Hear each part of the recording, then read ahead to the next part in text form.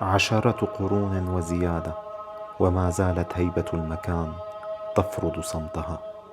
هنا في دمشق القديمة يقف الجامع الأموي الكبير، ليس مجرد بناء من حجر، بل معجزة معمارية أمر بها الخليفة الوليد بن عبد الملك عام 705 للميلاد، لتكون قبلة للفن ومنارة للعلم عبر العصور.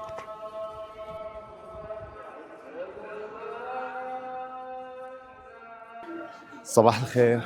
اليوم أنا وبيبرس لحالنا وحيدين ناقصين نصور بالجامع الأموي. مبسوط بيبرس؟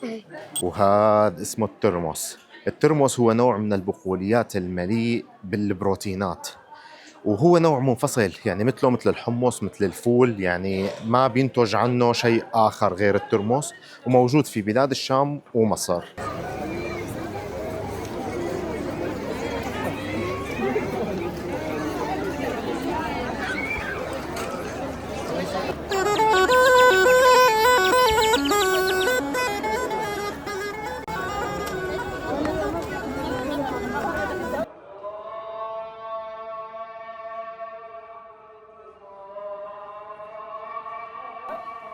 للجامع الأموي 3 مآذن، وهي حكاية معلقة بين الأرض والسماء.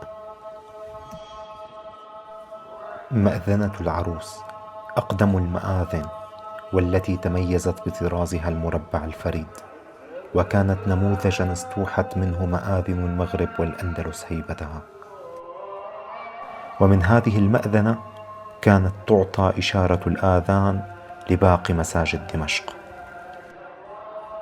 مأذنة قايتباي التي تقف في الجهة الغربية بجمال طرازها المملوكي المزين بالنقوش الدقيقة. ومأذنة نبي الله عيسى التي تشمخ في الجهة الجنوبية الشرقية، والتي سينزل عليها نبي الله في آخر الزمان. وفي السماء تتعانق المآذن 3: مئذنة العروس أقدمهم، ومئذنة عيسى أطولهم، ومئذنة قايتباي أجملهم بطرازها المملوكي، لترسم معا تاجا مرصعا فوق جبين دمشق.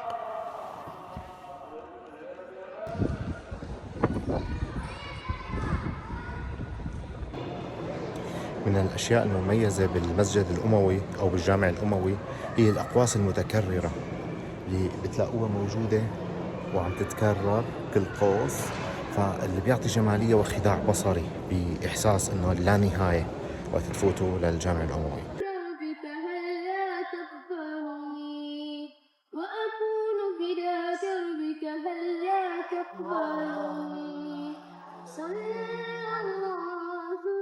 ومن الأشياء كمان الجميلة اللي هو السجاد الأحمر اللي انشهر في الجامع الأموي، واللي بيتم تبديله بشكل دوري ولكن بيبقى بنفس اللون ونفس الشكل.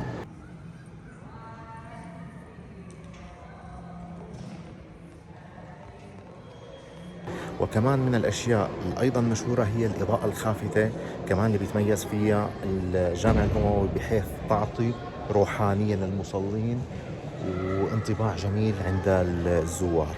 فهون عن جد يعني الواحد بيحس بالطمأنينة، بيشعر بشعور جميل جدا، غير مألوف، يعني هو ببيت من بيوت الله، وبنفس الوقت يعني في رحابة بحيث انه السقف عالي. السقف طبعا مصنوع من الخشب، والإضاءة مثل ما حكينا الإضاءة الخافتة والسجاد الأحمر، وهي الأقواس الحجرية المعمولة، فبتعطيه سبحان الله للإنسان راحة جميلة جدا. وقالوا يا أيها الساحر ادع لنا ربك بما عهد عندك إننا لمهتدون. فلما كشفنا عنهم العذاب إذا هم ينكثون.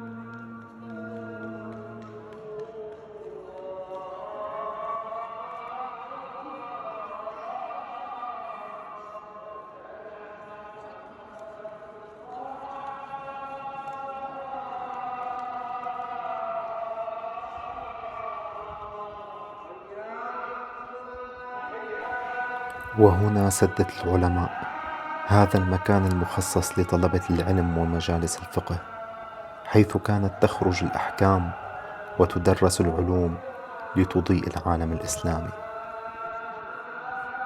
هون مقام رأس نبي الله يحيى عليه السلام. الله أعلم يعني إن صحت الروايات فيقال أنه رأس سيدنا يحيى عليه السلام مدفون هنا وجسده الطاهر بفلسطين، والله أعلم.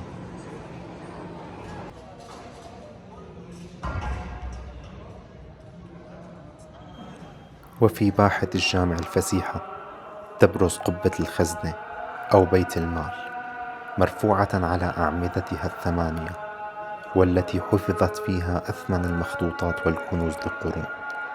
وبجوارها تتوسط الساحة قبة الموضع، حيث ينساب الماء ليرسم لوحة من الطهارة والسكينة تحت ظلال المآذن التاريخية. يمتد هذا الصحن الواسع برخامه الذي صقلته أقدام الزائرين عبر آلاف السنين.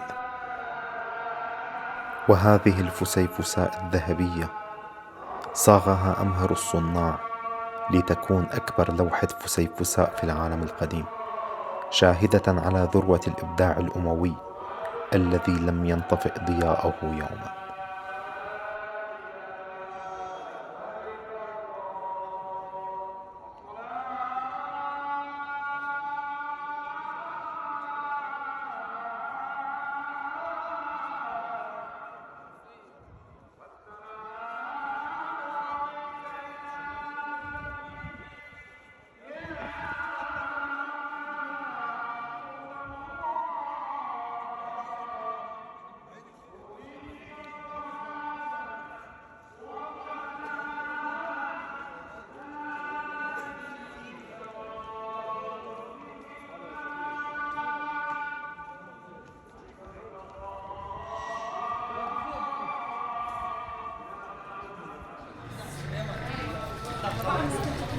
هي أنا وبيبرس، لوين رايحين يا بيسو؟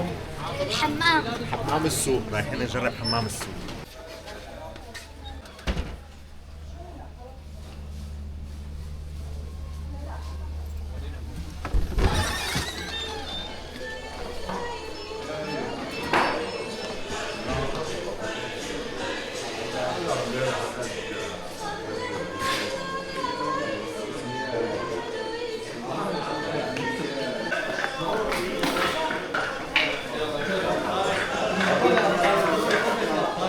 يلا ها.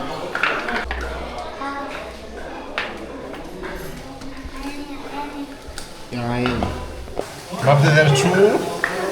هي من البخار، هلا بتشوف. كله بخار يا أخي، ما في شي مبين.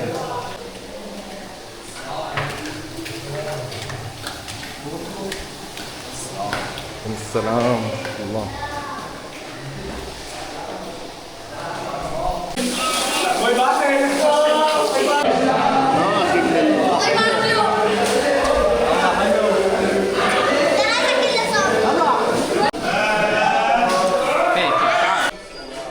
هي هلا خلصنا حمام، شو رايك بالحمام يا خلوده؟ والله حلو. الشوب كثير بيكون جوا والله. ايه والله كتير. شو رايك يا بيبرس؟ موت الشيخ يعني حلو ولا ما حلو؟ الكل عم يتقاتل بالمي. الكل عم يتقاتل بالمي. طيب حلو ولا ما حلو؟ هي ابسمره، احلى ابسمره. اهلين بالزعيم. لك احلى ابسمره.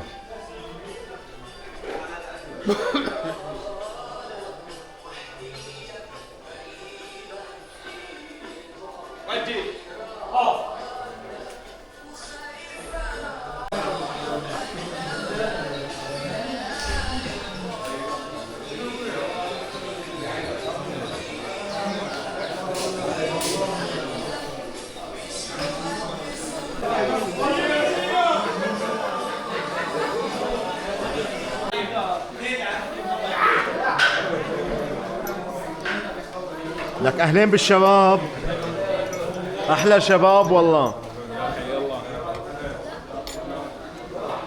يا ورود، وهي الوردة الكبيرة ابليس، الوردة الكبيرة احلى ابليس، احلى ابليس بالزهورات الشامية.